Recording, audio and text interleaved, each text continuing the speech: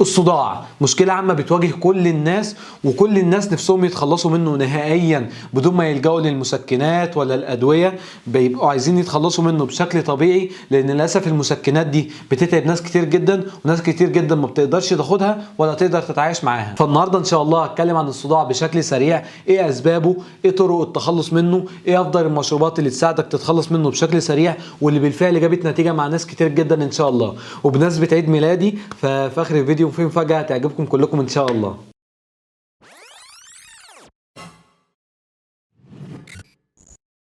بسم الله والصلاه والسلام على رسول الله. الصداع عباره عن نوع من انواع الحمايه اللي جسمك بيستخدمها عشان يعرفك ان في مشكله ما، تمام؟ يعني الصداع ده بنعتبره زي جرس الانذار، حاجه بتنبهك ان في مشكله موجوده وابدا عالجها، تمام؟ فالصداع ده عرض وليس مرض، تمام؟ فعشان كده لما يجي لك صداع، ولو معاك صداع مزمن، بيبقى عايزين نعرف ايه السبب اللي مسبب الصداع ده. مش مجرد ناخد مسكنات ومجرد ما مفعول المسكن يروح يرجع الصداع من اول وجديد وهكذا، وتفضل في نفس السايكل دي مش عارف تخرج منها. فالصداع عموما نوعين، نوع مفاجئ بيجي للشخص مره واحده كده، يعني مره واحده يلاقي عنده فيه صداع شديد، فده عرفك عن افضل المشروبات وافضل النصائح ان انت تتخلص منه سريعا. بس ما نتكلم الاول عن الصداع المزمن اللي بيستمر مع الناس. يعني في صداع بيكون مستمر مع الناس فتره طويله جدا، وياخد له مسكنات ومفعول يقل ويرجع ياخد مسكنات وهكذا، فده لازم نعرف ايه السبب بتاعه. ومن اشهر اسباب الصداع المزمن دي هي الام اعلى الرقبه، تمام؟ وخصوصا الشد العضلي لعضلات اسمها سابوكسيبتال ماسلز،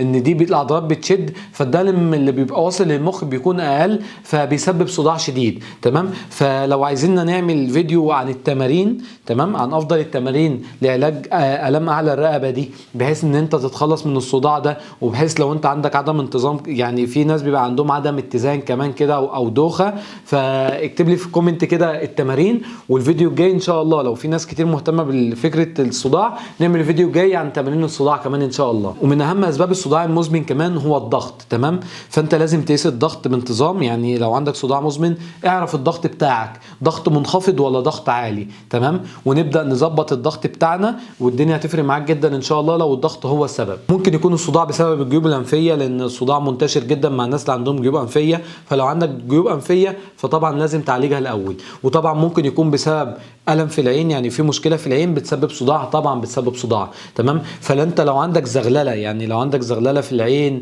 او الصوره باهته شويه كده، او صداع من العين نفسه، او صداع مع زغلله كمان، فده لازم تكشف عند دكتور عيون يبدا يعالج لك المشكله، والصداع هيروح ان شاء الله. او ممكن الصداع يبقى بسبب الانيميا او فقر الدم، او ممكن لا قدر الله يبقى بسبب ورم في المخ، تمام؟ فلو بسبب ورم في المخ هتلاقي صداع مستمر شديد طول الوقت، مع ان انت بتتقيأ باستمرار، مع زغلله ودوخه، يعني بيبقى فيه اعراض كتير. فمش هو العرض الاول ان انت تخاف وتروح تعمل اشعه مقطعيه على المخ على طول، مش اول عرض بتلجأ له. لكن لو انت ما عندكش كل الحاجات اللي فاتت دي، وعملت التمارين وظبطت الدنيا، ولسه في مشكله موجوده عندك وصداع مستمر موجود، فساعتها يبقى لازم نكشف عند مخ واعصاب وتعمل اشعه عشان تطمن.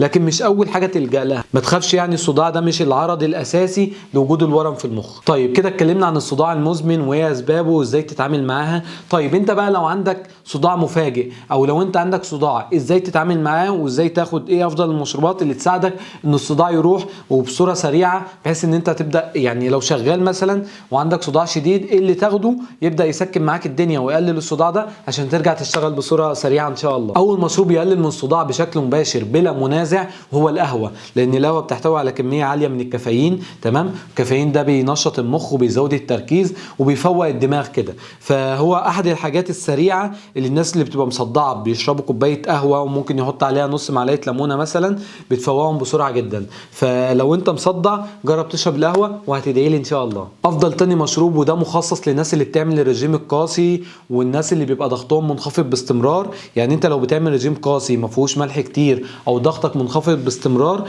فالمشروب اللي يفيدك جدا وهو المشروب ملح، يعني معلقه ملح على نص ليمونه، تمام؟ لان الملح ده هيبدا يعلي الضغط عندك شويه، يوصل الضغط لشكل طبيعي، لان نقص الصوديوم في الجسم احد الاسباب اللي بتسبب صداع، ومشهوره جدا برضو عند وناس كتير جدا مجرد ما بياخد معلقه ملح دي، سواء بيشربها او بيسفها على طول، الضغط عنده بيتظبط، الدنيا عنده الصداع بيروح في ثانيه.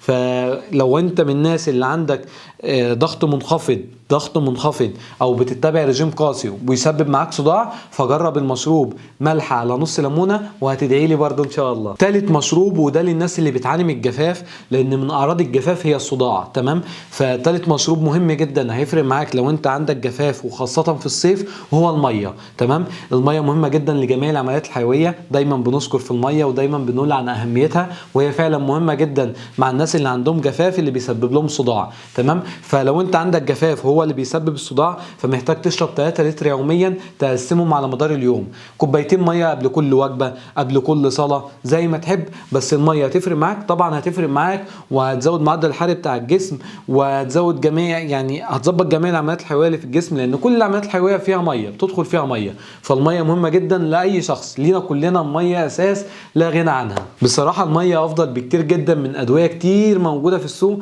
لامراض كتير مختلفه، فيعني ايا كان اللي عندك لازم تظبط الميه بتاعتك، تمام؟ في بعض العادات الصحيه الاساسيه كده لو ظبطتهم بتلاقي حاجات كتير جدا في حياتك بتتظبط وهرمونات جسمك بتشتغل يعني بشكل طبيعي. اهمهم هي الميه والرياضه، طبعا مهمه جدا انك تظبط النوم بتاعك، دول اهم 3 حاجات. وهنعمل فيديو عن نصايح وعادات صحيه كده ايه يكون شامل كامل وافي ان شاء الله. بس اتمنى يكون الفيديو فادك والنصايح دي فادتك. ودلوقتي وصلنا للفقره بتاعتنا بمناسبه عيد ميلادي، فهنفتح السحب ل3 اشخاص هنتابع معاهم النظام الغذائي لمده شهر مجانا.